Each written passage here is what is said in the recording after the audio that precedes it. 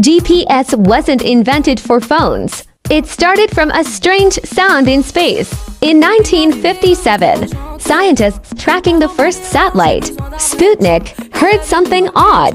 The satellite beeped, but the pitch of the beep changed as it moved. Two engineers realized this could be used to calculate a location anywhere on Earth. Years later, they built satellites that constantly send timing signals. Your phone compares those signals and boom, your exact position appears in seconds. Today, GPS guides billions of people, all thanks to a tiny shifting beep. If this surprised you, like the video, subscribe, and comment where you're watching from.